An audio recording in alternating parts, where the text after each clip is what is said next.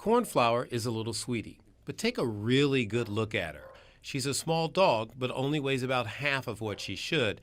She's also a very overprotective mother of 7 puppies who hid them away to protect them while living in a very difficult situation. The cushions were not on the couch, and she had torn a hole in the fabric above the springs, and she had delivered 7 puppies down there to protect them from the pack. Cornflower is one of 33 dogs rescued by the one-of-a-kind pet rescue in Akron, whose team of volunteers went to get the dogs from a home a few hours south of town. Executive Director Tanya Jonda says the dogs were being cared for by an elderly woman whose daughter had been raising the dogs but had to leave them in her mother's care. The dogs, a mixture of Chihuahuas and mini pinschers, when they were brought into the shelter, a triage had to be set up to check their health, and just about all of them needed some sort of treatment. All of the dogs were completely infested with fleas and ticks.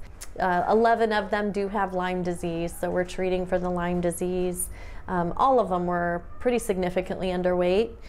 There were a couple of the bigger ones who looked healthy, but you'll see that when you have 33 dogs fighting for food. With the exception of a few, Jonda says foster volunteers are taking care of the dogs to help nurse them back to health in a home setting, but they have weeks of recovery ahead of them.